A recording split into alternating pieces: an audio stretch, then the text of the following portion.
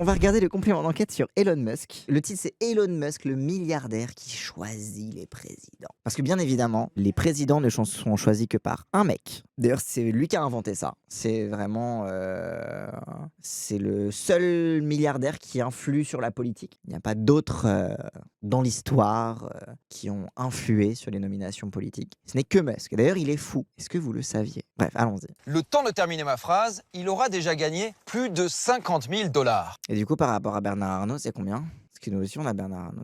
Avec ses 750 milliards de dollars, l'homme qui est de loin le plus riche de la planète investit désormais en politique. Moi, je vous spoil mon avis, c'est que ça va me saouler qu'on présente Elon Musk comme le mec qui est en fait, oh là là, ce capitaliste choisit les présidents, alors que c'est le capitalisme en règle générale et que Elon Musk, en réalité, c'est un peu un clown parmi tous les capitalistes états-uniens. Mais quand même, comme c'est un clown, bah du coup, c'est le seul qu'on va retenir et du coup, ça nous empêche de parler de l'entièreté du monde capitaliste, particulièrement tout le monde de la Silicon Valley. Oui, et c'est lui faire beaucoup trop d'honneur que de lui donner cette place. Je suis totalement d'accord. L'ancien chouchou de la gauche et des écolos qui rêve désormais d'installer l'extrême droite partout dans le monde. L'ancien chouchou de la gauche et des écolos. Prenez ça, les gauchos. Il est devenu fasciste maintenant, hein? Alors, bah, vous aimiez bien ce gars avant. Pardon, de la gauche et des écolos. Alors déjà, on parle des États-Unis. Quelle gauche, quels écolos? On parle de liberals aux États-Unis. Genre, c'était juste les bandeurs de voitures électriques. Bref. Arrête pas ça, Sandrine Rousseau. Alors, les voitures électriques, c'est quand même écologique. Longtemps connu pour ses investissements futuristes dans les voitures électriques Tesla ou le projet aérospatial SpaceX, il met aujourd'hui ses milliards et son influence au service du président des États-Unis. Avoir Elon dans votre camp donne une image futuriste. Ce type construit des fusées, des voitures électriques et il pense que nous sommes les mieux placés pour gouverner le pays. Ah là là, c'est vraiment, c'est le futur parce que l'espace et la technologie et les voitures, elles font vroom vroom et elles vont dans l'espace et on va aller sur les autres planètes comme dans Star Wars.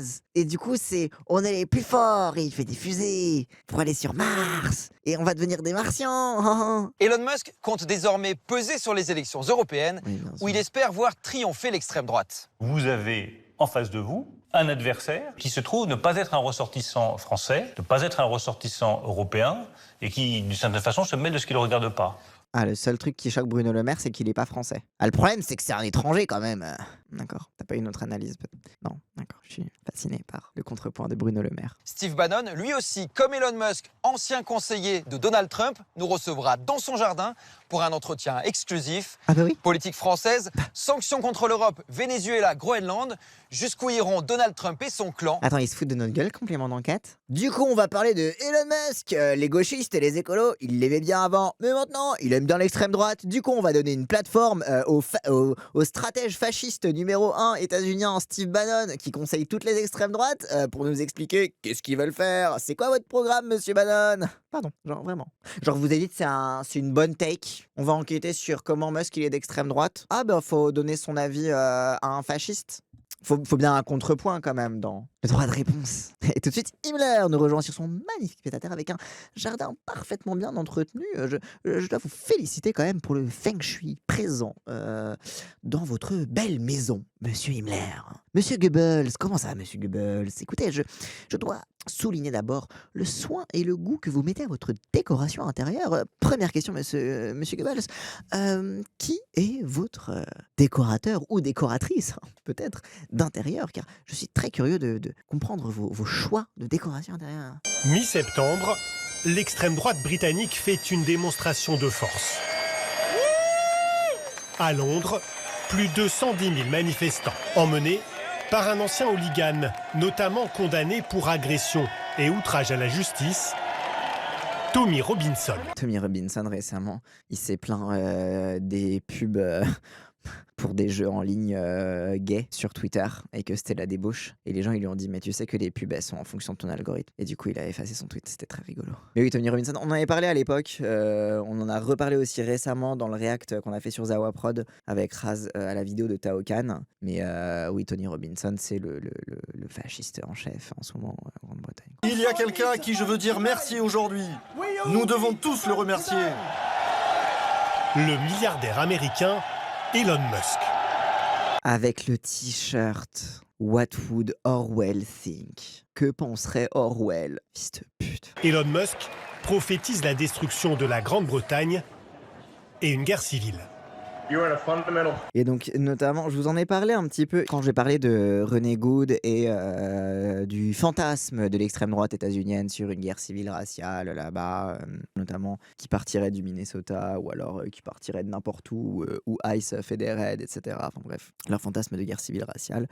Et c'est un truc qu'on retrouve un petit peu partout dans toutes les extrêmes droites, hein, bien évidemment. C'est une vieille. Voilà, c'est vraiment tous des bandeurs de guerre civile chelous. Et en l'occurrence, en Grande-Bretagne, je vous en avais parlé il y a longtemps, c'est un de mes plus anciens best-of, où il y avait eu des espèces de news de gangs, de trafic de femmes blanches, globalement, par les Pakistanais, etc., qui avaient mené à d'immenses émeutes, des grosses émeutes raciales, enfin des grosses émeutes racistes, en fait, contre notamment les minorités bah, asiatiques, enfin d'Asie mineure présentes en Grande-Bretagne, donc notamment pakistanaises, mais pas que, qui étaient accusées de violer en masse des jeunes femmes blanches, etc., où tu avais eu des scandales de trafic sexuel, de viols sur mineurs, de trucs comme ça, etc. etc. Donc là, je parle de en Grande-Bretagne, et Tommy Robinson avait été notamment à la...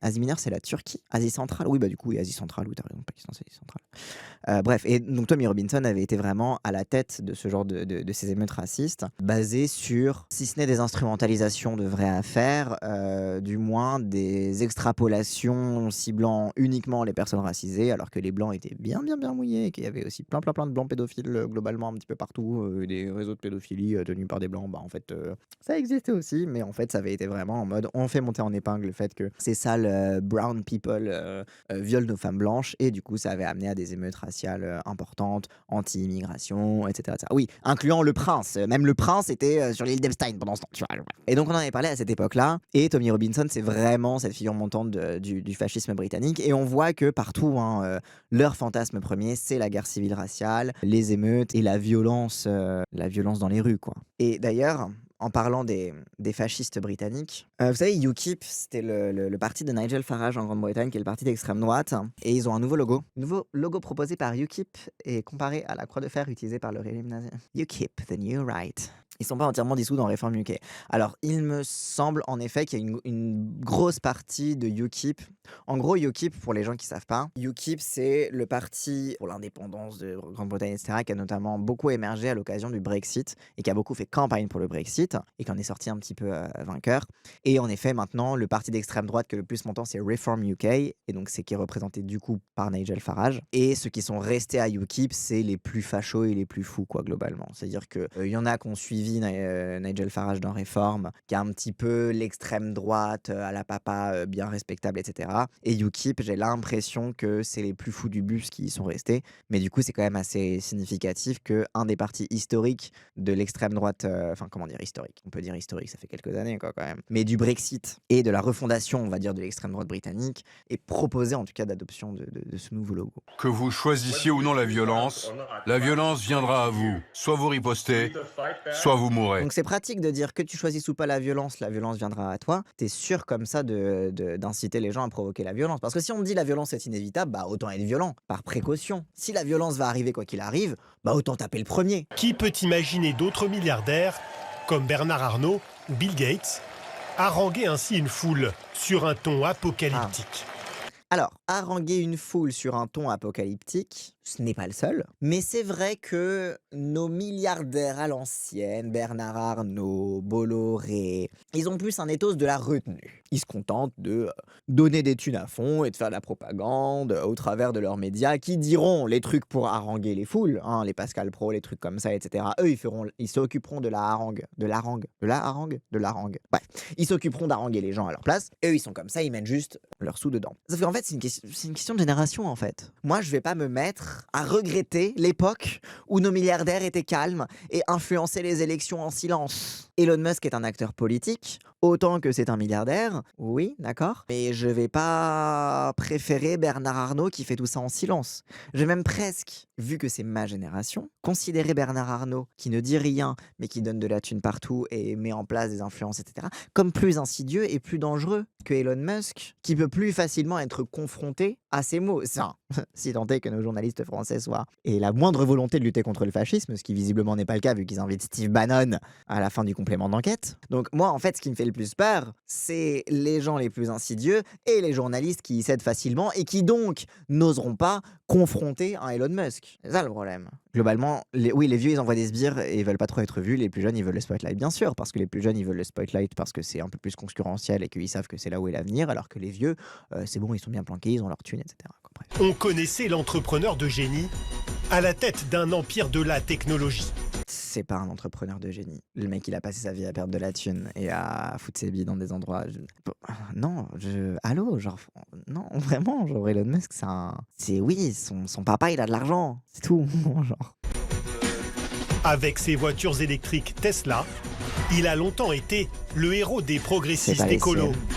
Aucune nuance. Hein. Le héros des progressistes écolos. Sachant que progressiste, ça veut pas dire pareil quand t'es aux États-Unis ou quand t'es en France. Enfin, quand t'es en Europe en règle générale. Généralement, pour nous, les progressistes, c'est plutôt le camp des socialistes, des communistes même. Et les écolos, je ne connais pas beaucoup d'écologistes radicaux qui sont favorables à l'extraction minière massive. Alors, ok, d'accord, les voitures électriques, c'est bien. Mais bander sur les grosses entreprises multinationales, c'est moins bien, on va dire.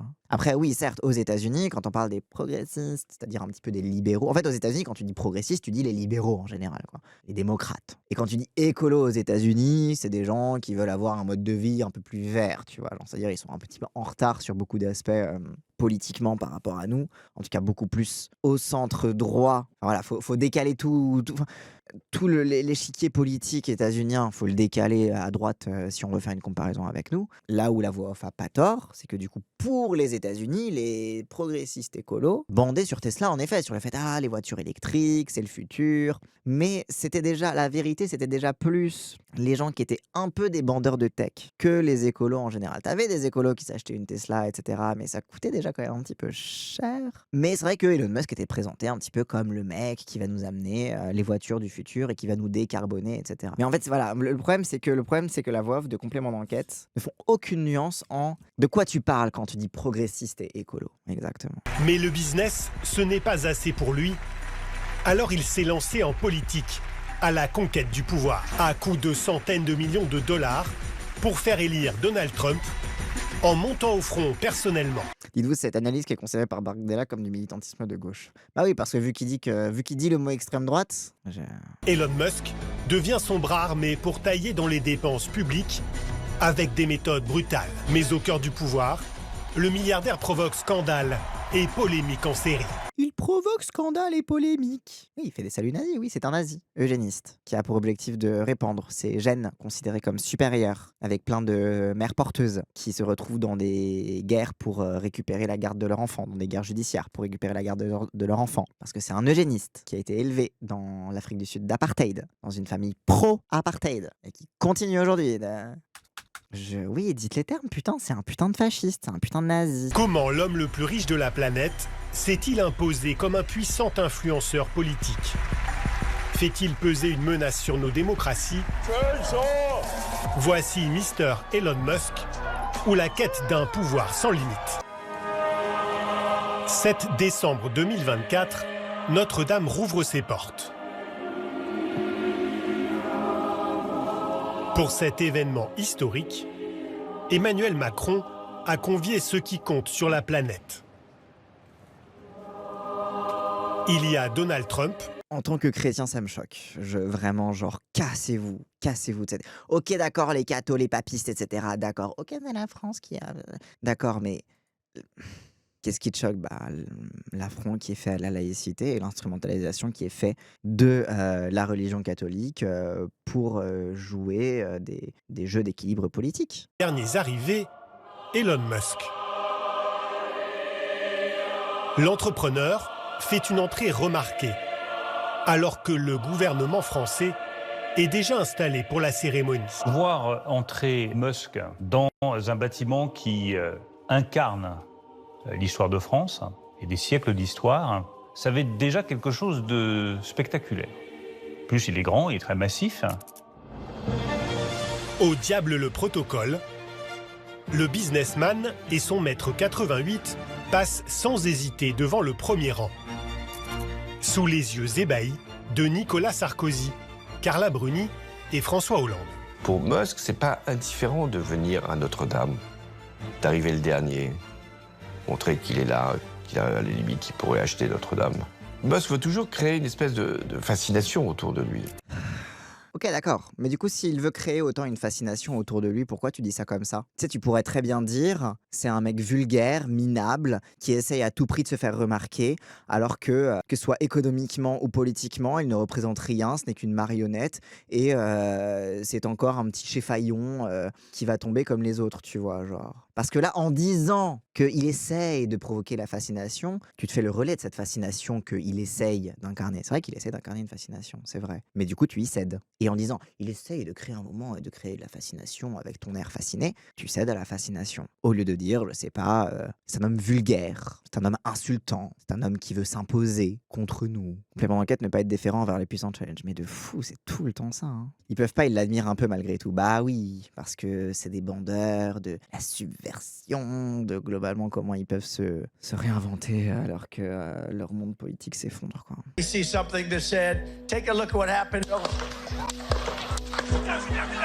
C'est le déclic. Le moment où Elon Musk décide de prendre part personnellement à la bataille électorale aux côtés de Donald Trump. Le candidat républicain vient d'échapper à une tentative d'assassinat par un tireur isolé. Malgré le choc, il garde son sang-froid et son sens de la communication. Je veux pas être dans la théorie du complot. Mais normalement, quand il y a un tireur actif, tu fais pas venir les photographes en bas de la tribune. Donc c'est bizarre quand même qu'ils aient fait baisser le drapeau, que le cartilage se soit miraculeusement refait, qu'il n'y ait pas de traces de... Beaucoup de gens croient à un coup monté. Non, moi je crois pas à un coup monté. Je sais pas. En fait, je garde quand même le bon soupçon de l'opportunité. On vérifie qu'il a rien, c'est bon, il a rien, on en profite pour faire un coup de com' avec ce qu'on a entre les mains, tu vois. Genre, voilà. Bref, ça me frustre. Cette image, genre la grue qui a baissé le drapeau, bon môme. Faut concéder, il a une chance de ouf et a bien réagi d'un point de vue politique. Moi, je suis 100% dans la théorie du complot. Moi, j'aime pas être dans les théories du complot parce que pour moi, c'est donner aussi trop de... Comment dire? C'est donner trop de machiavélisme aux puissants, tu vois. C'est donner trop de capacité à tout prévoir, à tout être des masterminds, etc., etc. J'ai pas envie de céder non plus à ça, tu vois. Mais en même temps, je vois aussi parfaitement comment ils ont eu un bon instinct, un très bon instinct sur le moment, et que ça leur a servi. Une fois que tu t'assures que le président va bien, allez, vas-y, on va préparer la photo, ramener les photographes en tribune, etc. Ce qui m'agace avec la théorie du complot, c'est que ça nous avance à rien de le savoir. En fait, la question qu'il faut toujours se poser quand vous voyez une théorie du complot et un complotisme de gauche qui vous fait un peu plaisir, c'est déjà d'une, ça m'avance à quoi de savoir ça? Ça m'avance à quoi de savoir cette théorie? Ça m'avance à quoi politiquement de dire que Trump, que c'est stage, ou alors qu'il y a eu un moment politique, ou alors que le mec genre, le mal est fait, l'image est restée. Si tu crois à tout le monde que non, il s'est pas vraiment fait tirer dessus, qu'est-ce que ça change au fait qu'il est élu et que les gens qui ont voulu y croire y ont cru? Parce que l'impact des images aussi, c'est le fait que les gens y placent une croyance qu'ils veulent avoir, tu vois. Donc en vrai, c'est toujours ça, ça m'apporte rien de croire à cette théorie du complot, mais ça touche à un truc, c'est ça rassure mon petit cœur de frustré perdant. Ouais, c'est ça aussi, la théorie du complot, ça rassure ton petit cœur de perdant, de te dire, moi je sais tout mieux que tout le monde, je ne suis pas dupe, alors qu'en réalité t'es dupe comme tout le monde, tu vois, genre c'est un peu ça, tu vois. Donc en fait, moi les théories du complot m'intéressent, dans le sens où ça m'intéresse vis-à-vis des angoisses qu'elles révèlent, du degré de sentiment d'impuissance politique. Là je parle des théories du complot de gauche, théories du complot de droite, je les analyse autrement, enfin...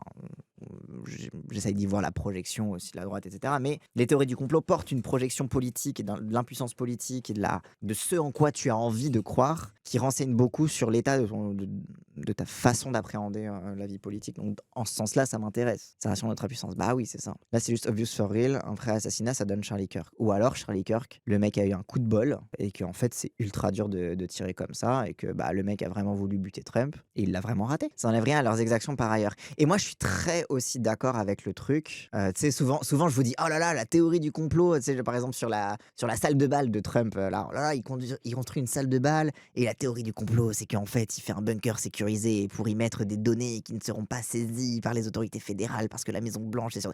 Genre, moi, j'adore les théories mais je les prends comme des théories du complot. Moi, je suis assez d'avis de dire, est-ce que tu as besoin d'une théorie du complot supplémentaire sur Trump qui veut faire un bunker sous la Maison-Blanche pour y mettre des serveurs ultra secrets, etc., avec toutes les dingueries qu'il fait. Et je pense que beaucoup d'attrait pour les théories du complot, notamment à gauche, en ce moment, les théories du complot vis-à-vis de Trump, des MAGA, etc., c'est aussi des gens qui voient ce qui se passe avec ICE, qui voient que ça suffit pas, et du coup, qui se disent, non mais si on dévoile le complot, si on montre vraiment ce qui se passe, là, les gens, ils vont bouger. Sauf que la vérité, c'est que les gens, ils vont pas bouger. C'est aussi l'impuissance face au fascisme de se dire, si on montre la vraie dinguerie, là, les gens vont se réveiller. Et en fait, non. Malheureusement, les campagnes de déportation massive par la SA états-unienne se suffisent à elles-mêmes. Et c'est ça le problème. C'est que même si elles se suffisent à elles-mêmes, il y en a beaucoup à qui ça suffit pas. Et même parfois, ça suffit pas juste parce que c'est trop tard, la consolidation autoritaire du pouvoir est déjà là. Et c'est pas en révélant une nouvelle dinguerie secrète du complot, etc., que les gens vont plus se lever. Je pense que c'est ça aussi le truc. Moi, je suis vraiment d'avis de le monde tel qu'il est nous suffit largement pour nous indigner. Le problème se situe dans la politisation des personnes, pas dans le fait que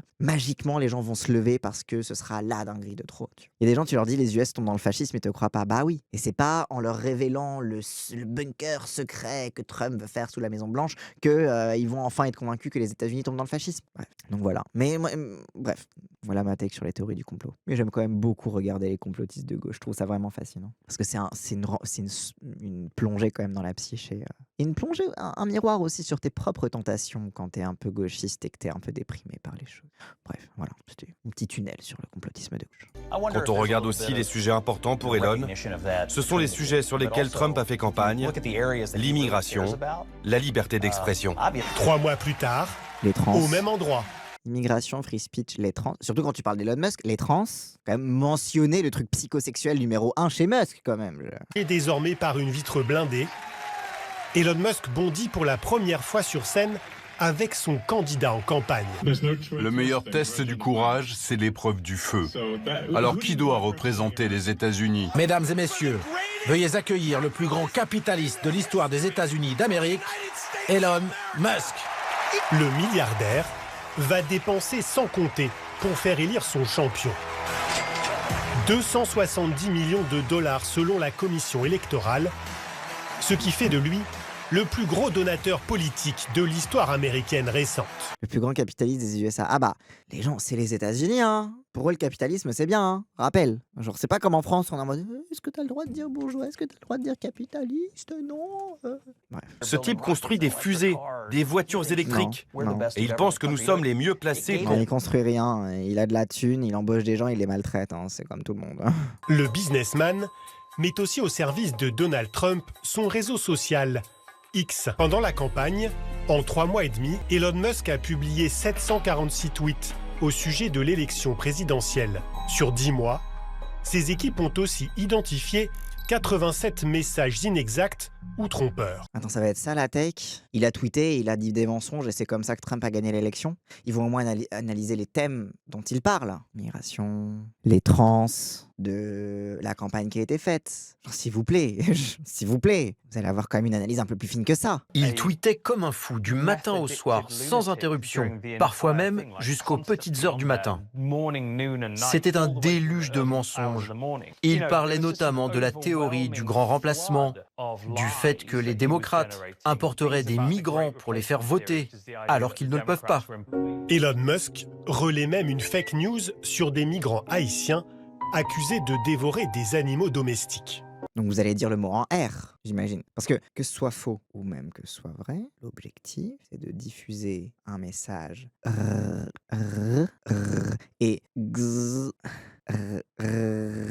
raciste, xénophobe. Genre parce que mentir c'est quelque chose, mais la question c'est au sujet de quoi tu mens et pourquoi tu mens à ce sujet. Quel est l'objectif, quel est le projet derrière? Parce que le mensonge au final, bref. Par exemple, tu prends l'exemple de Twitch gauchiste. Il met des extraits, il clippe des extraits, parfois très très longs. Parfois, il laisse le contexte, il explique le contexte sur Twitter, etc.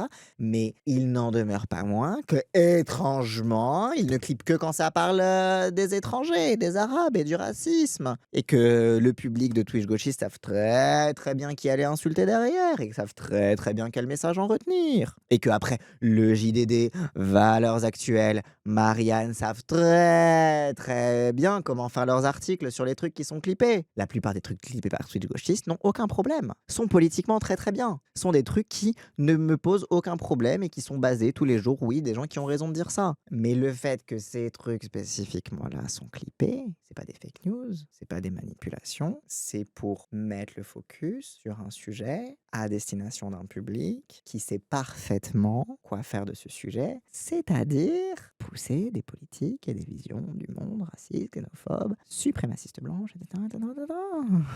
Et c'est pareil pour Musk. Ok, il ment, mais pourquoi? À quel sujet? Avec quel objectif? Possible toutefois de mesurer l'impact réel de ces tweets sur le vote des électeurs. Oui, merci. Donald Trump, lui, remporte l'élection haut la main. Une amitié improbable. Avant d'être le héros des Trumpistes, Elon Musk était celui de la gauche américaine.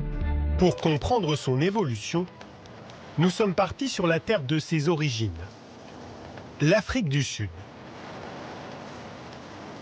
Ok. C'est là qu'Elon Musk a grandi, dans les années 70 et 80, au sein d'un milieu blanc privilégié. Le pays est alors en plein apartheid. Nous avons rendez-vous avec son père. Ils vont nous faire tous les clichetons. On est allé voir son père. Et son père, il dit qu'il se faisait pas battre quand il était jeune et que c'était un sale garnement. Et lui, il dit qu'il se faisait tabasser quand il était jeune. Peut-être qu'il est un petit peu traumatisé quand il est enfant. Et son père, voilà comment il nous dit comment il était quand il est enfant. Complément d'enquête, faut pas s'attendre à des infos de ouf. Après, complément d'enquête, on le dit toujours, tout ce qu'ils font, c'est mettre en image des enquêtes qui sont déjà sorties dans la presse papier. Sauf qu'il y a des enquêtes plus qualitatives que d'autres qui sont sorties dans la presse papier. Des enquêtes qui ont déjà été faites, t'en as qui disent les termes. Elon Musk a pris ses distances depuis des années avec son père. Il le décrit comme manipulateur et tyrannique. Vous étiez un père horrible, très dur. Et en fait, parce que pourquoi je dis que c'est un clicheton et que c'est insupportable, que j'en ai marre que dans tous les trucs sur Elon Musk, ils vont voir son père. Parce que comme Elon Musk, il dit « J'aime pas mon père, il est méchant », et que son père, c'est un putain de racelard, du coup, les gens, ils disent « Ah, donc il n'aime pas le raciste, donc Elon Musk ne doit pas être raciste puisqu'il rejette son père qui est raciste. » C'est ça le sous-entendu à chaque fois, c'est ça l'enjeu pour lui de se distinguer de toi. Alors évidemment, son père est un immense connard, mais ça n'empêche pas qu'Elon Musk a gardé tous les enseignements de l'Afrique du Sud d'apartheid, en fait. En plein apartheid, le fils à papa est un garçon ouvert, tolérant.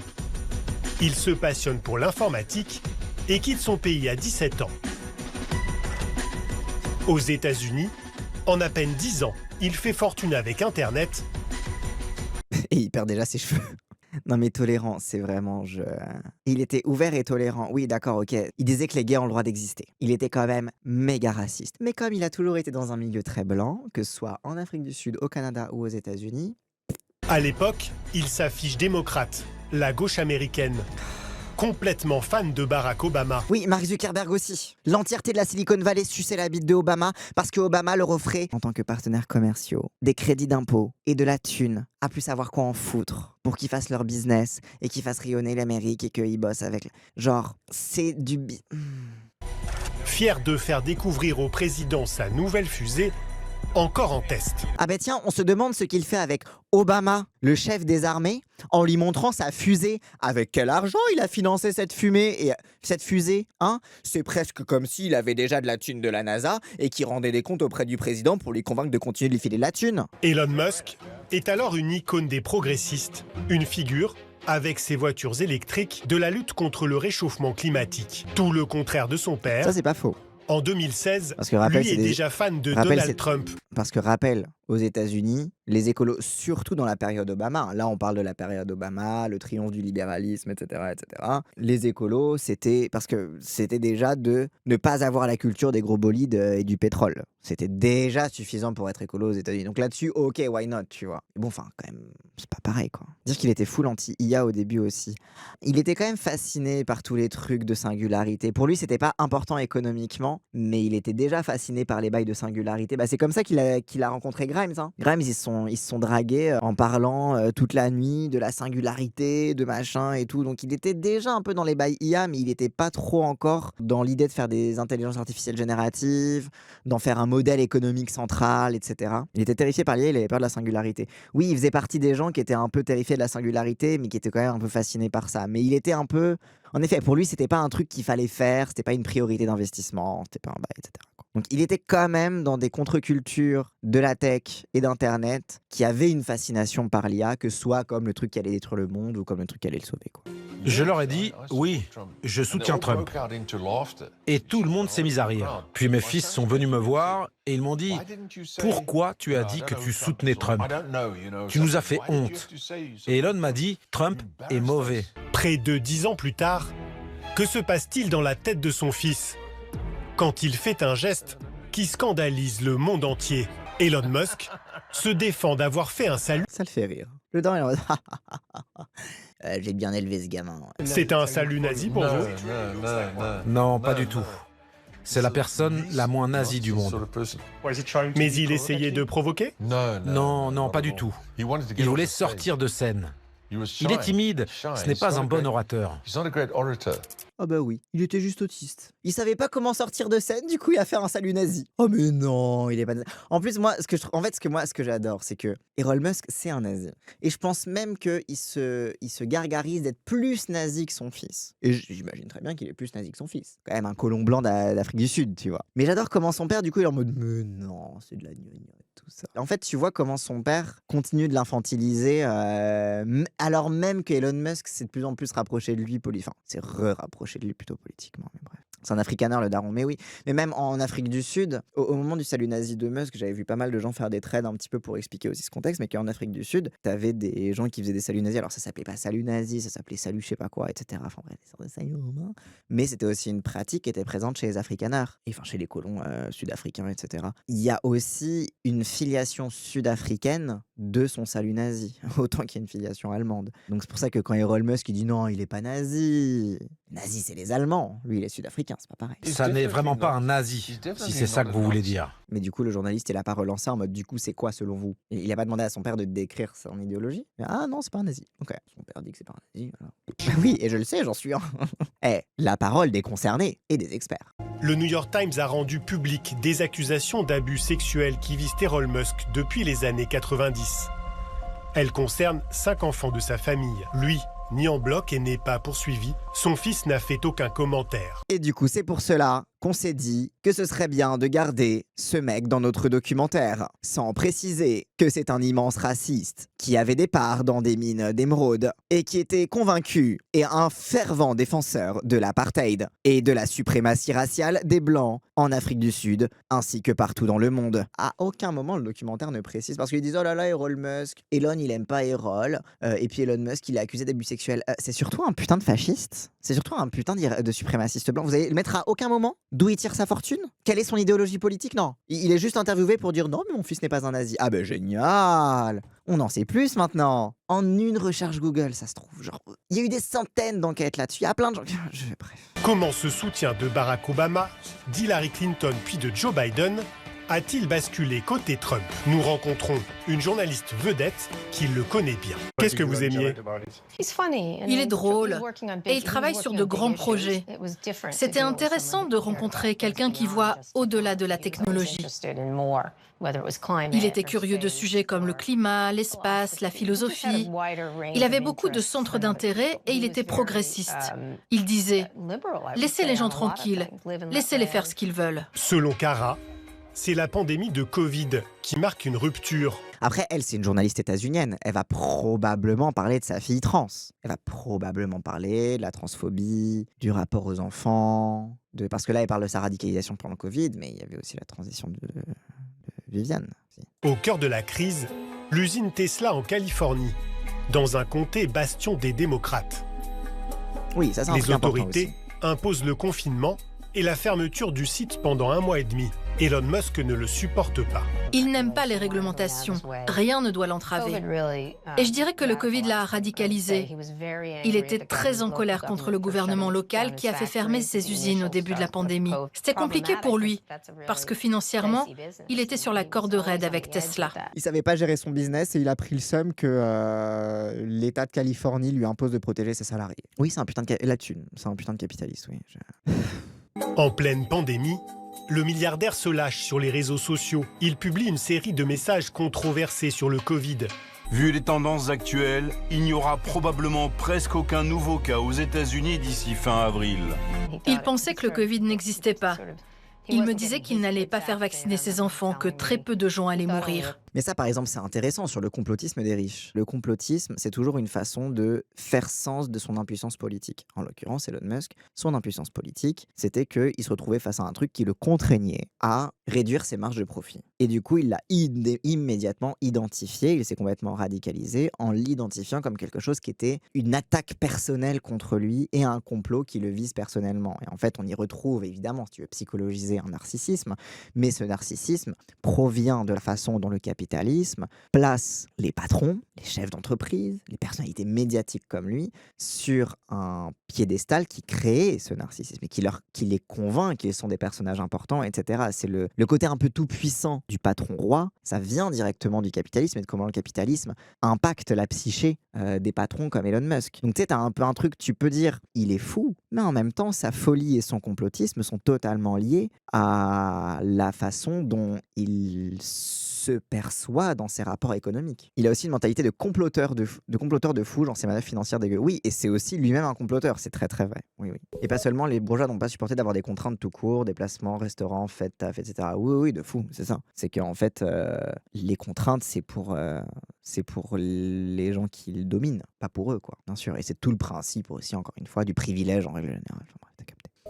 Pour Elon Musk, un virus d'un tout autre type menace en fait l'Amérique.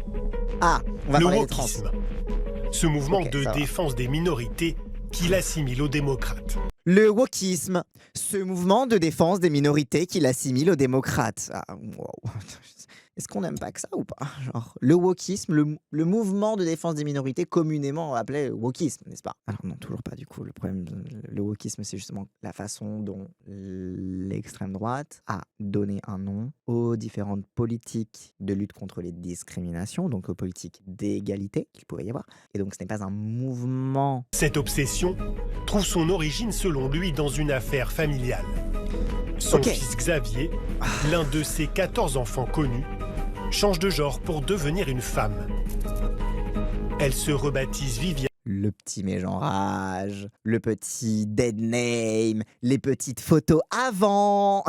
Son fils change de sexe pour devenir une femme. Et on va bien vous dire comment il s'appelait avant, car c'est très important journalistiquement.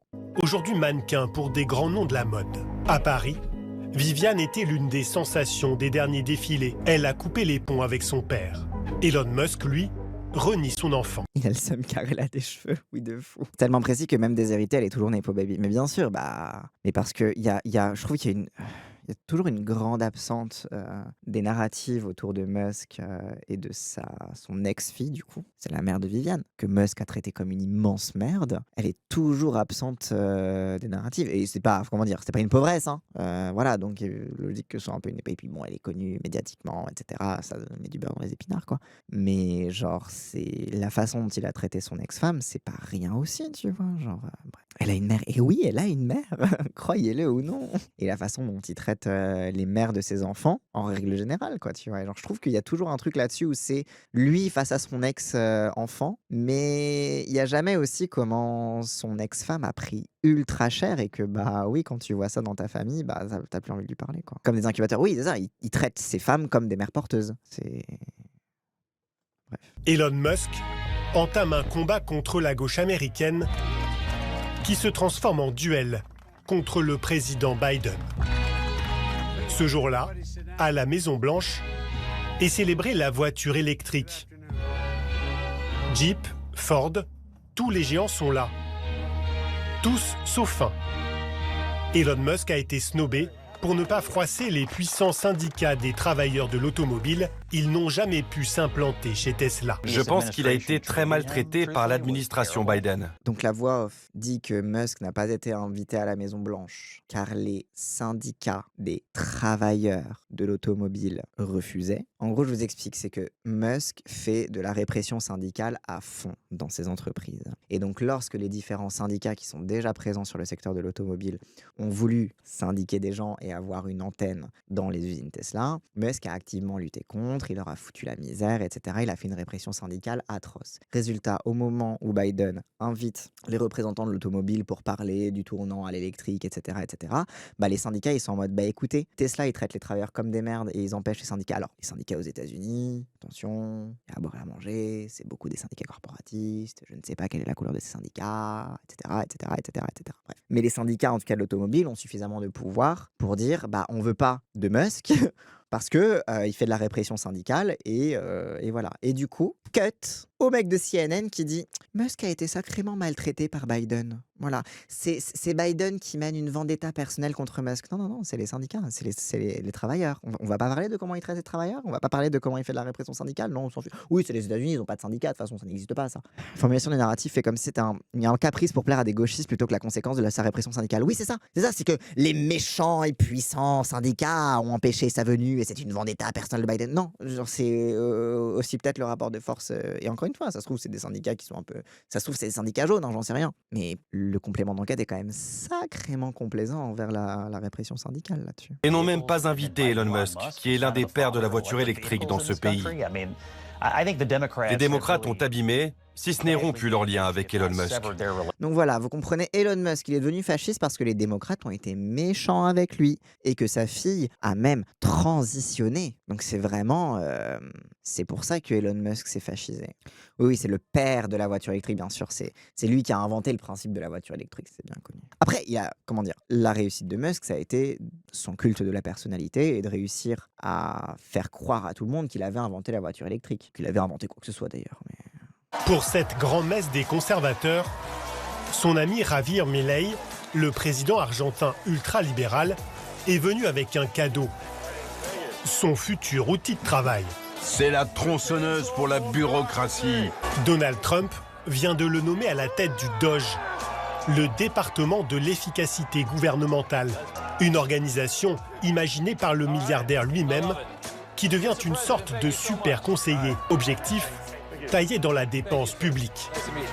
On peut économiser 2000 milliards. T'as l'impression quand il dit 2000 milliards que c'est un enfant qui dit « Moi, mon papa, il a 10 000 euros. Non, il a 100 000 euros. Non, il a 10 000 milliards d'euros. Mon papa, c'est le meilleur. » Sous Donald Trump, c'est l'Amérique d'abord. Alors sa première cible sera USAID, l'agence chargée de l'aide au développement à l'étranger. L'aide au développement, les coups d'État militaires, l'ingérence politique. USAID, ça fait pas que de l'aide au développement. Mais vas-y, on va pas en attendre plus de compléments d'enquête non plus. En Afrique du Sud, à Pretoria, dans le quartier chic où Elon Musk a grandi, nous rencontrons Terence Bennett. Terence est un ancien camarade de lycée. À cause de lui, il n'a plus de boulot. 20 ans qu'il travaillait comme consultant pour USAID. Ce colon blanc sud-africain travaillait pour l'aide au développement en Afrique du Sud. Il n'a plus de travail à cause d'Elon Musk. Et pourtant, il était à l'école avec lui. C'est un bourgeois aussi. Il lui a volé son travail. Ok. Quitte à défendre USAID, quitte à défendre l'ingérence économique et politique dans les pays du Sud, etc. Quitte à faire les colons dans votre documentaire. Allez au moins interviewer des personnes qui bénéficiaient de cette aide au développement et qui n'en bénéficient plus. Ou alors même, au lieu d'aller taper dans le trombinoscope de son lycée, aller voir des gens qui s'occupent d'ONG, qui luttent contre le VIH-Sida, par exemple. J'ai du mal à reconnaître dans ce personnage public le gars que j'ai connu au lycée. Et après, j'ai l'impression que ce n'est pas la même personne. Terence évaluait des programmes de lutte contre le sida partout en Afrique. Ok, d'accord. Je retire ce que j'ai dit, c'est bon. Ça, c'est moi sur le terrain avec mon équipe. Nous étions dans une zone rurale du Zimbabwe pour rencontrer une communauté locale. Tout est terminé maintenant. Les programmes sont tous arrêtés. Lutte contre la faim en Éthiopie, aide aux réfugiés en Colombie. Elon Musk ferme USAID brutalement. Une centaine de pays sont impactés. Au siège, les employés ont 15 minutes pour faire leur carton. 10 000 sont licenciés. Pendant tout le week-end, nous avons passé USAID à la broyeuse. J'aurais pu aller à des super fêtes. J'ai fait ça à la place.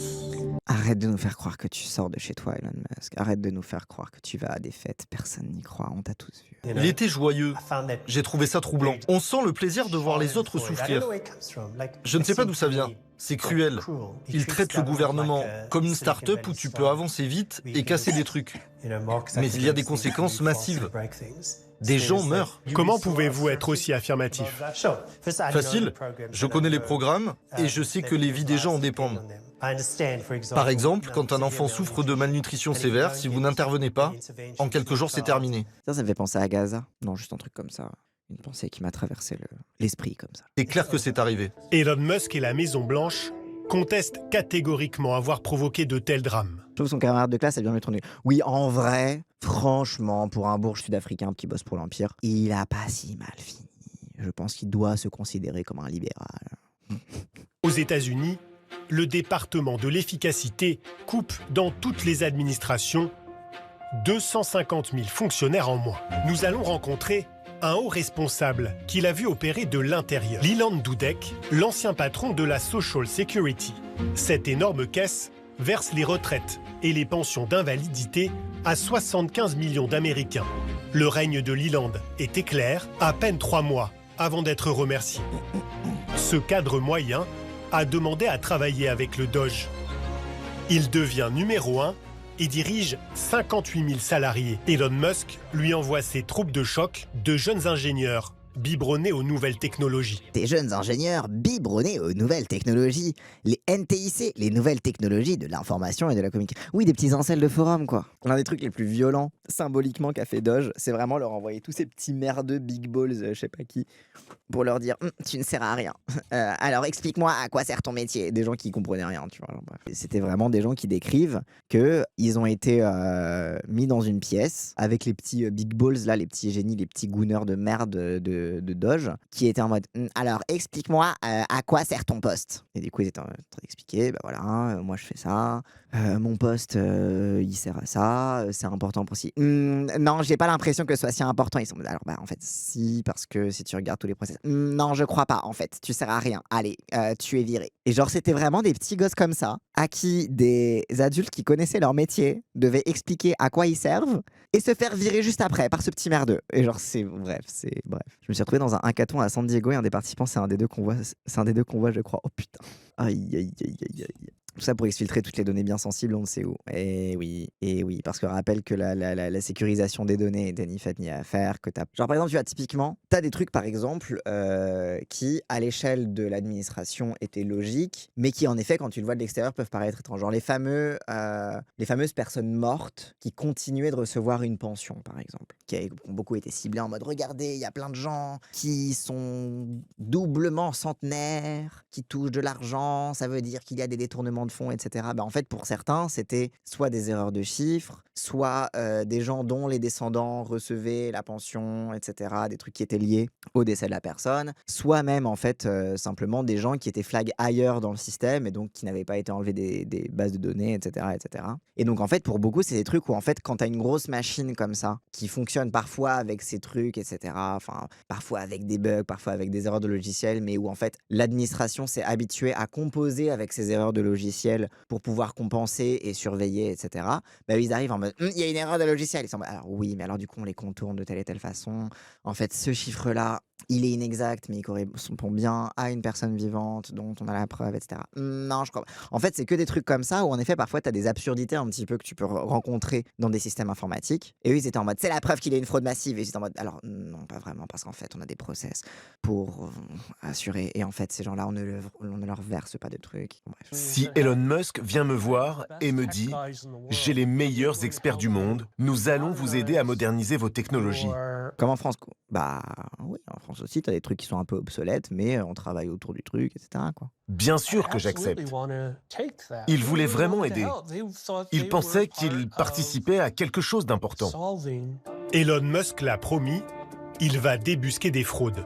Et comme Elon Musk avait déjà décrété d'avance qu'il y avait des fraudes massives et qu'en fait, il s'est rendu compte que les fraudes, elles étaient pas si ouf que ça, et que t'allais pas récupérer tant de thunes en luttant contre le peu de fraudes qui existait était tellement minime et le reste, c'était surtout des bugs et des erreurs logicielles qui étaient parfaitement explicables, il a fait exister effectivement ces fraudes pour dire regardez, je vous ai fait économiser de l'argent qui était absolument pas économisé parce qu'en fait, il n'y avait pas tant de fraudes que ça après. Lorsqu'il tombe sur ce tableau, préparé par l'un de ses petits soldats, il pense tenir un coup.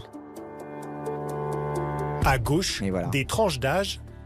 À droite, le nombre de bénéficiaires. Des millions d'entre eux auraient plus de 100, 130, même 180 ans. J'étais en Twitter Tech à ce moment-là et tout le monde se moquait de l'incompétence de Doge, des jeunes qui croient tout connaître mais aucune expérience dans le monde réel. Bah oui, de fou, genre c'est vraiment genre. Et eux, ils ont fait ça en mode regardez, c'est la preuve qu'il y a de la fraude, alors que en fait, genre juste tu poses juste une question supplémentaire aux gens qui bossent dans ces administrations et t'as la réponse. C'est en mode regardez, on a trouvé. Peut-être que Twilight est réel et qu'il y a plein de vampires qui touchent leur retraite. Elon Musk excite la base trumpiste. Mais en réalité, il n'y a pas de fraude massive. C'est un problème de données pas mises à jour. À la Social Security, il a déjà fait l'objet de plusieurs rapports. Donc en plus, ils ont 3 rapports qui expliquent ok d'accord, alors ces chiffres bizarres, voilà pourquoi ils existent, c'est des erreurs dans la database, mais ces gens existent vraiment. Et ils sont en mode non, comment ça des rapports? Presque aucune de ces 18,9 millions de personnes enregistrées ne reçoit actuellement de paiement de la Social Security. Oui, parce que aussi t'avais des bails où t'avais ces gens-là qui étaient très très vieux, qui étaient encore comptés dans les bénéficiaires, mais comme ils étaient morts, ils touchaient plus rien. Genre tu sais, t'avais des trucs où genre oui, ils sont encore dans la database, ils ont pas été enlevés, mais du coup ils touchent pas de trucs vu qu'ils sont morts. C'est juste des lignes vides en fait. Pourtant, lors de son discours solennel devant le Congrès, Donald Trump reprend lui aussi ses données. Le président accuse. Nous sommes en train d'identifier des niveaux choquants d'incompétence et de fraude probable dans la caisse des retraites de nos personnes âgées. Quand j'ai vu ça à la télé, les bras m'en sont tombés. C'est de la propagande politique. Ça sape la confiance. C'est clair qu'il voulait d'abord avoir quelque chose à dénoncer dans les médias et gérer le reste après. C'est ça, il avait décrété par avance qu'il y avait des fraudes, du coup, il a essayé de les trouver au forceps, quitte à mentir, quoi. Mais parce que l'objectif derrière, c'était de détruire encore une fois le peu de programmes de redistribution qu'il pouvait y avoir pour encore plus engraisser les entreprises privées. C'est le capitalisme. Leland Dudek est aussi troublé par le manque de transparence, selon lui, des agents d'Elon Musk. C'était difficile de savoir qui faisait quoi. L'organisation était gérée de façon très nébuleuse. Nous agissions sur la base de discussions orales ou sur des messageries cryptées. Il n'y a pas de trace écrite pour beaucoup de choses que le Doge nous demandait de faire.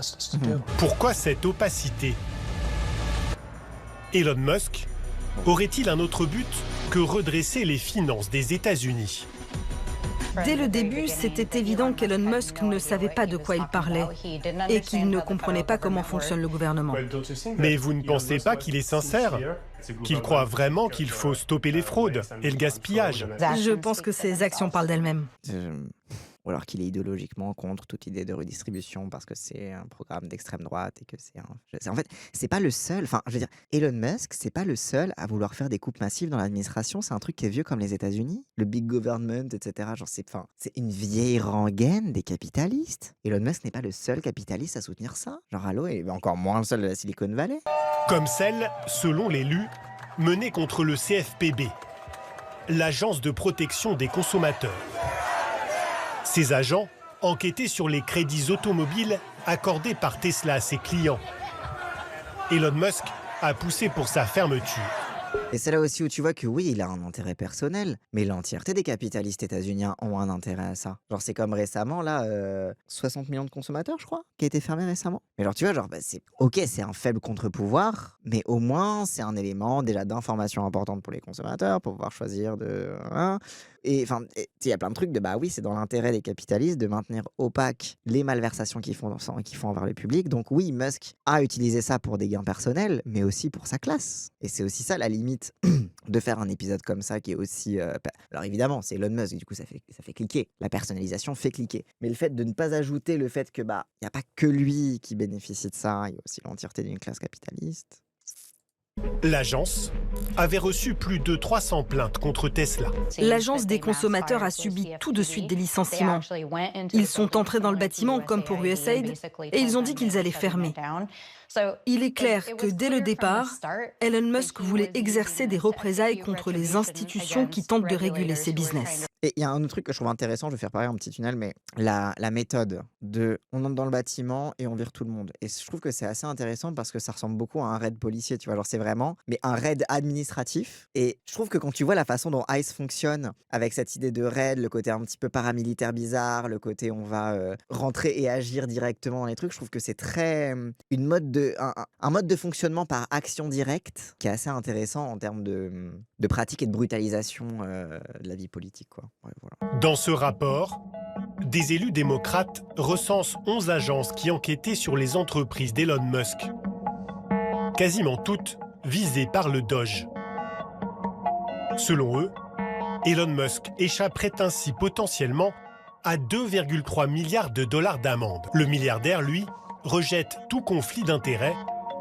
Il garde le soutien des républicains, comme l'éditorialiste Scott Jennings. C'est pas mal quand même, on est à 36 minutes de documentaire, il n'y a que maintenant qui nous explique que le mec qui parle depuis tout à l'heure, c'est un républicain. Parce que jusqu'ici, c'est un éditorialiste de CNN, c'est un mec qui suit la politique. Bon, on a vu les trucs de droitard qu'il a dit tout à l'heure, mais à 36 minutes, on est dit enfin son orientation politique. C'est intéressant quand même. Au moment où ça devenait trop gros, c'est un peu en mode ouais, non quand même, là il va un peu trop le défendre, donc faut un petit peu préciser qu'il est républicain.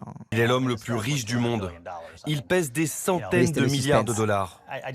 Je ne comprends pas qu'on puisse le critiquer en disant qu'il était financièrement motivé par tout ça. Il est déjà riche. Il n'a donc pas d'intérêt économique, vu qu'il est déjà très riche. C'est la logique la plus implacable, imparable, indéboulonnable, infalsifiable, inaliénable. Elon Musk a-t-il réduit les dépenses publiques de 2000 milliards comme promis? Non. Selon le site officiel du Doge, on est loin du compte.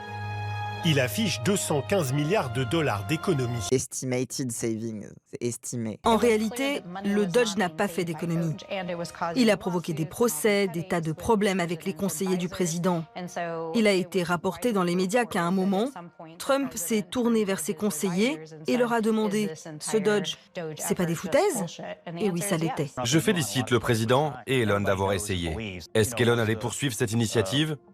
Bien sûr que non. Il avait un mandat de court terme. Oui, il avait un mandat de court terme parce que ce que vous n'avez pas encore précisé pour l'instant dans le documentaire, c'était que Doge était une administration illégale. Parce qu'il faut quand même le préciser que c'était une administration illégale qui n'a pas été approuvée par le Congrès comme le sont d'habitude les ministres et genre que son administration n'avait pas de base légale pour exister. Il faut quand même le préciser à un moment dans votre documentaire. Elon Musk trouve lui qu'il a fait du bon boulot. Le milliardaire prend goût à la politique.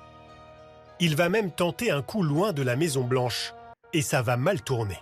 Elon Musk veut faire gagner ce juge conservateur, candidat des Républicains, face à cette juge, soutenue elle par les démocrates. Trump soutenait notre adversaire, mais il était trop occupé et il n'allait pas venir dans le Wisconsin. Donc il a envoyé son meilleur allié. Le Wisconsin est un État moitié républicain, moitié démocrate, qui passe d'un côté ou de l'autre lors des élections présidentielles. Ils se sont dit, venons ici dépenser de l'argent et tester des tactiques que l'on pourra utiliser à l'avenir. Oui, donc le Wisconsin était un swing state que du coup, Musk a particulièrement investi là-dedans parce que c'était un État crucial pour les différentes élections. Pendant cette campagne, Ben Wickler a lui aussi affronté Elon Musk. Il a découvert une arnaque. Les hommes d'Elon Musk ont réalisé de faux tracts diffusés sur les réseaux sociaux. C'est ça le switch trumpien, c'est on se cache plus justement, on s'en balèque, on fait tout devant vous car vous ferez juste rien. Bah oui, et en vrai genre c'est... En fait, encore une fois, tu vois, ça personnalise beaucoup sur Elon Musk, un truc qu'on retrouve absolument partout chez Trump. Ces fausses pubs, qui semblent de la main de la juge progressiste, sont en fait conçues par l'équipe du milliardaire. Ici on lit, la justice ce n'est pas que mettre les gens en prison, c'est surtout donner une deuxième chance. Waouh, bah oui, il y a quoi de choquant là-dedans? Ah oui, c'est vrai, c'est qu'ils font pas campagne à gauche. À en croire ces pubs, la juge déteste le président, milite pour l'avortement, rêve de faire sortir les criminels de prison. Et c'est quoi le problème de militer pour l'avortement? Genre désolé, moi ça me renseigne tout autant sur l'incapacité des démocrates à faire vraiment campagne sur leur programme, quoi. Des gens m'ont écrit « Pourquoi Susan Crawford diffuse ça ?» En fait, c'est une façon de faire croire aux gens qu'elle n'est pas une juge qui applique le droit, mais plutôt une activiste gauchiste. Elon Musk pensait que ça allait mobiliser les républicains pour voter contre elle. C'était une tromperie. J'imagine que on va nous parler de l'idéologie d'extrême droite d'Elon Musk et de Trump également, de la droitisation du pays. Non? Peut-être, éventuellement. C'est quoi le problème d'être pour l'avortement quand t'es juge? Exactement. Surtout quand on est... Oui, encore une fois, aux États-Unis, ils élisent les juges. Donc là, oui, la justice, c'est politique. Oh là là, faudrait surtout pas qu'on croie qu'elle est de gauche. Parce que vous inquiétez pas, nous, on est de droite. Mais moins à droite que les républicains. C'est notre... Wow. Mais ce plan bien huilé va finir par se retourner contre Elon Musk.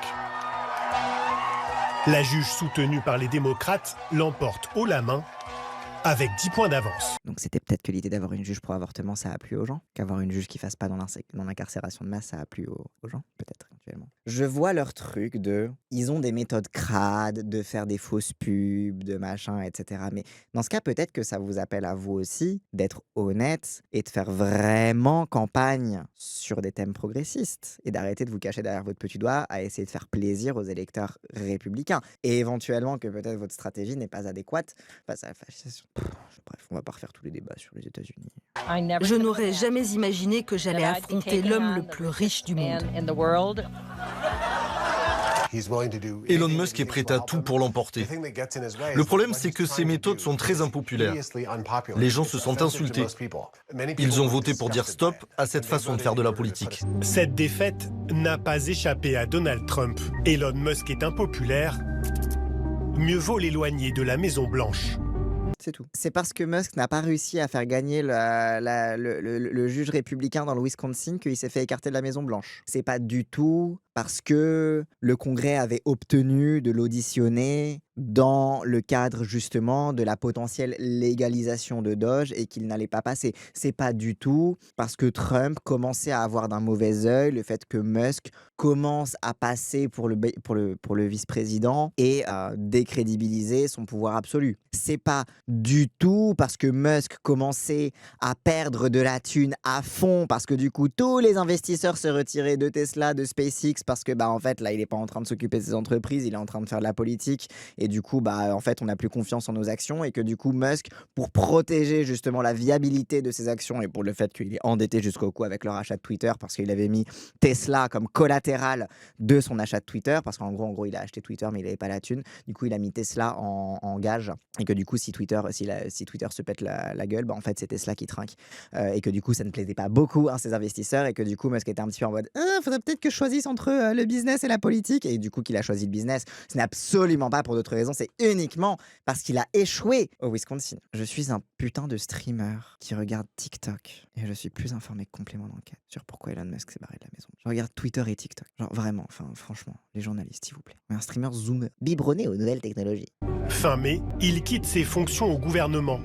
Le gouvernement ne veut plus de lui. Le Doge a aussi pompé les données fiscales, médicales, etc. de tous les citoyens du pays au passage. Oui, by the way, ils ont scrappé des données entières que personne ne sait ce qu'ils en ont foutu aussi.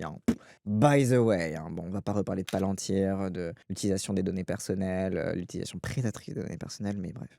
Oui. L'homme le plus riche du monde voit déjà plus loin, de l'autre côté de l'Atlantique. La France, Elon Musk la connaît bien.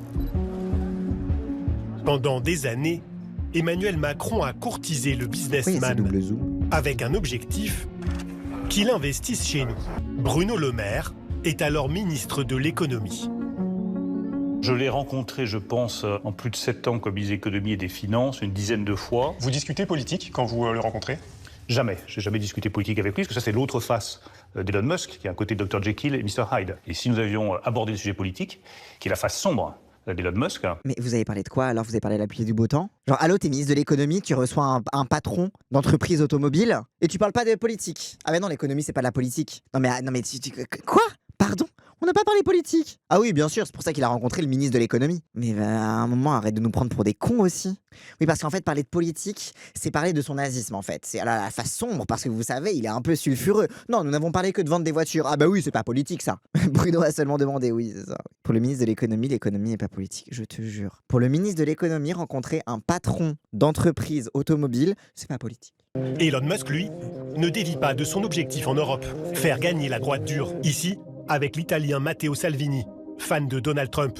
Là, aux côtés de Nigel Farage, le leader nationaliste anglais. Et j'adore Matteo Salvini, fan de Trump, peut-être aussi un petit peu fasciste italien aussi. Enfin, je veux dire, les Européens ne sont pas que définis par leur allégeance à Trump ou par leur admiration de Trump, mais aussi par leur politique à l'intérieur, quoi, je sais pas. Elle a 25 ans, fan du businessman. Naomi Zagt soutient l'AfD, le parti allemand d'extrême droite, anti-Europe, anti-immigré, et qui fait régulièrement scandale pour ses références ambiguës au nazisme. Il partage les messages de la jeune femme à ses 231 millions d'abonnés et les commente. Seule l'AfD peut sauver l'Allemagne. On passe du coq à l'âne toutes les 4 secondes. Après, ça c'est complément d'enquête. Mais c'est surtout qu'en fait, en passant du coq à l'âne, du coup, on dépolitise totalement et du coup, on n'a plus on perd le fil rouge, quoi. Elon Musk va même passer un palier. Participer à un meeting du parti d'extrême droite en pleine campagne électorale. Et surtout, ça fait que la timeline est complètement claquée au sol parce que là, on est en janvier 2025 et Elon Musk, il était encore au gouvernement des... T'as l'impression que Musk a quitté la Maison Blanche pour se tourner vers l'Europe. Non, il était déjà tourné vers l'Europe quand il était encore à la Maison Blanche. 25 janvier 2025, il avait déjà lancé toutes ces conneries de Doge, etc. La meuf avec sa casquette Doge et tout. Genre, à un moment, genre, vous allez nous parler de sa ligne politique un jour ou pas? Genre du fait que c'est vraiment un racelard et qui partage des théories nazies, des théories raciales, eugénistes sur Twitter, ou juste « Ah, il tweet dans tous les sens ». Non, peut-être pas, non. On va parler de politique un jour sur Complément d'enquête. Impossible de savoir si le milliardaire a eu un impact déterminant. L'AfD arrive en seconde position avec près de 21% des voix. Voilà 10 ans, si on nous avait dit que le propriétaire d'un des plus grands réseaux sociaux du monde soutiendrait une nouvelle internationale réactionnaire et interviendrait directement dans les élections, y compris en Allemagne, qui l'aurait imaginé? Bah, des gens qui ont une lecture de classe. Je sais pas, au hasard. Qui aurait pu prédire? Macron, il a l'air tout le temps étonné de ce qui se passe. Mais qui aurait pu prédire? Qui aurait pu imaginer? Bah oui, environ tous les gens qui ont une lecture marxiste du monde et de l'histoire et qui regardent aussi dans l'histoire, parce que c'est pas le premier milliardaire à avoir voulu peser dans des élections. Et qu'en est-il de la France? Elon Musk cherche-t-il à avoir une influence? Nous avons rendez-vous avec l'eurodéputé RN, Thierry Mariani. Lui ne voit pas Elon Musk comme une menace. Bien au contraire, il a proposé que soit remis au milliardaire le prestigieux prix Sakharov. Pour l'instant, Elon Musk n'intervient presque pas dans le débat public français. Ça interviewe que des gens de droite et d'extrême droite. Oui, c'est fascinant. Genre la gauche est absente, les électeurs sont absents. Vous avez vu quand même que le mot...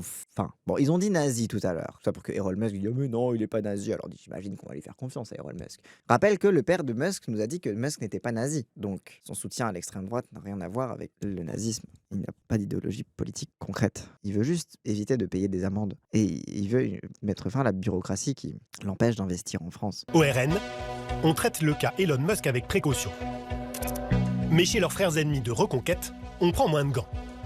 Éric Zemmour et Sarah Knafo affichent sans phare leur ferveur pour Donald Trump et son très riche soutien. En fait, ça m'énerve. Si vous nous donnez pas de contenu politique de ce qu'ils font, si vous réduisez tout à « Oh là là, il tweet des trucs bizarres et il veut pas payer des impôts, etc. » Mais alors, comment est-ce qu'on peut faire le lien avec le... Enfin, en fait, genre, comment est-ce qu'un viewer moyen peut se dire « C'est pas bien ?» Genre, à partir du moment où vous nommez jamais les choses et vous donnez jamais de contenu politique, à partir du moment où vous traitez tout avec neutralité, bah dans ce cas, pourquoi ce serait pas neutre que Sarah Knafo se rapproche de Trump? Puisqu'on nous dit juste « Ah, ils sont proches de Trump !» Mais on explique pas pourquoi Trump c'est pas bien. Pourquoi Trump c'est du fascisme et que c'est antidémocrate? Non, on sait pas. Oui, elle est où l'analyse? Allô?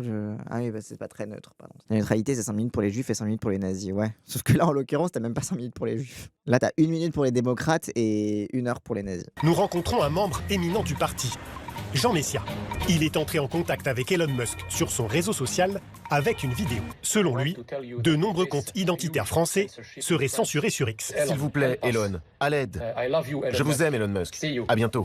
J'ai envie de crever. J'ai envie de mourir de honte pour le peuple français. Genre, c'est vraiment... Je me sens personnellement insulté par cette vidéo. Genre, le mec, il suce à perte. Mais en fait, surtout, c'est... Tu vois, vraiment, il y a un bail de Jean Messia. C'est ce mec minable qui a pas vraiment réussi à arriver là. Il voulait en politique, en misant sur le cheval Zemmour, etc. Du coup, là, il en est venu à sucer Musk pour essayer de faire sa campagne. Bonjour, c'est bien la preuve qu'Elon Musk accorde... Parlons-nous dans la journée, ce serait vraiment utile. Amitié. C'était ça le prime de la politique avant. En 2017, vous vous rappelez? Oh, amitié. Parlons-nous, c'est très important. Oui, au moins on se marrait un peu, quoi. C'était qui le pardon? C'était Montebourg en 2017 qui voulait faire, je sais pas, l'union de la gauche, parler à des gens, je sais pas, tout le monde l'a ignoré. Ce qu'il a fait pour l'AfD en Allemagne, est-ce que vous souhaitez qu'il le fasse pour Reconquête en France? Je ne souhaite ni ne souhaite pas, c'est à lui de décider. Je pense qu'effectivement, il n'y a pas l'épaisseur d'une feuille de papier à cigarette entre sa vision de la société, sa vision du monde et la nôtre. Bon, il est américain, nous sommes français. Oui, et du coup, c'est pour ça que, heureusement que Complément d'enquête nous a détaillé sa vision de la société. Comme ça, on peut savoir en quoi il n'y a pas l'épaisseur d'une feuille de papier à cigarette entre lui et Reconquête, et comment, parce qu'il est proche de Reconquête, c'est pas bien, ou parce que c'est lui, c'est pas... Même en des termes neutres et journalistiques, on peut en parler. C'est pas une demande de gauchiste, c'est juste, il y a des actions de sa part qui sont très publiques, il y a des prises de position de sa part qui sont très publiques, il y a des tweets sur l'infériorité raciale des Noirs qui sont très publics. Entre ceux qui pourraient profiter d'un coup de pouce du milliardaire et ceux qui le craignent, l'ombre d'Elon Musk plane sur les futures élections. En face de vous, un adversaire qui a à sa disposition une force de frappe qui est 1000 fois plus forte que la vôtre. Mais comment ça, une force de frappe qui est 1000 fois plus puissante que la vôtre? T'as qu'à lui dire d'aller se faire foutre avec ces putains d'investissements de merde, espèce de ministre de l'économie qui veut pas parler de politique. Ah bah là, oui, tu es littéralement l'État. De quoi tu parles de force de frappe? C'est juste que t'es un putain de capitaliste qui est en vrai un petit peu d'accord avec lui. Du moins sur le côté pas politique de l'économie. Alors du coup, qu'est-ce qu'on s'en fiche si c'est un nazi? Ils organisent leur propre impuissance. Et qui, d'une certaine façon, se mêle de ce qu'il ne regarde pas. En quoi ça le regarde pas? Tu lui suçais la bite pour qu'il investisse en France, ça le regarde beaucoup. Bah alors, business is business. En France, il n'y a pas que les hommes politiques qui s'intéressent à Elon Musk. Suite à 2 signalements, dont l'un d'un député macroniste, le parquet de Paris a ouvert l'été dernier une enquête. Il soupçonne une manipulation de l'algorithme du réseau social X à des fins d'ingérence. Les équipes d'Elon Musk contestent catégoriquement. Ça va être une super victoire, ça va finir comme Cambridge Analytica. Ah oui, c'est vrai, il y a eu de l'ingérence. Ah, ok. Ah, par contre, vous pouvez pas faire quoi que ce soit sur l'algorithme parce que c'est la propriété privée d'une entreprise et je kiffe ces députés macronistes qui ont toujours pas compris quels intérêts ils servent. Ah ouais. Hein. Attention, son algorithme peut être utilisé pour faire de l'ingérence politique. Ah bon? Ah oui, d'accord. Et du coup, comme ça, quand les fascistes vont gagner les élections, on pourrait dire c'est de la faute d'un réseau social, il fallait mieux censurer. Biffant la défense des équipes de Musk, vous croyez vraiment qu'on sait comment il marche notre algorithme? Oui, c'est ça, mais oui, ils savent pas. Ah, bref. Conclusion de ce complément d'enquête de merde. Où est la politique? Vous vous rendez compte que la seule mention de la potentielle idéologie d'extrême droite de Musk, c'était pour que son daron, le raciste sud-africain, dise « Ah non, il est pas nazi, ok, très bien, chapitre clos. Bon, maintenant, Doge. Ah non, oui, sa fille trans, pardon. C'est la faute à sa fille trans. Le wokisme, ce mouvement politique. » Après, bon, on a déjà parlé du complément d'enquête sur le wokisme, on va pas épiloguer là-dessus. Plus c'est fort de réussir à pas parler de politique dans un sujet qui est les ingérences politiques d'un milliardaire nazi de la tech. Oui, genre, même pas interviewer la moindre personne qui travaille sur les idéologies de la Silicon Valley. Parce que là, qu'est-ce qu'on a eu même sur sa biographie personnelle à Musk, on a eu quand il était enfant, regardez des photos de lui bamba en Afrique du Sud. Et après aux États-Unis, il était un peu progressiste. Et après, il est devenu nazi. T'es en mode, donc il y a rien d'intéressant autour de PayPal, autour de tout ce qui peut être dit sur ses premières aventures économiques. Non, entrepreneuriales, non, pas du tout. Rien d'intéressant à dire là-dessus, sur la PayPal Mafia, la sociologie dans laquelle il s'inscrit en tant que milliardaire de la tech dans la Silicon Valley. Ouais, non. Il était enfant et après il est devenu fasciste. Bah non, pas fasciste, parce que son père il dit qu'il est pas nazi. Donc on n'aura pas le fin mot sur son geste ambigu à la tribune de ce meeting. Oui, mais oui, de fou, Eric. Ils ont demandé son avis à fucking Hollande sur pourquoi il a brisé le protocole à Notre-Dame. Qu'est-ce qu'on s'en bat les couilles. Bref, hop, et avant de partir, n'hésitez pas, si cette vidéo vous a plu, à liker, commenter, partager, comme d'habitude, ça aide à faire tourner l'algorithme. Et si vous voulez me soutenir financièrement, n'hésitez pas à cliquer sur le lien Stream Elements qu'il y a dans la description de cette vidéo. Allez, cette fois je vous laisse.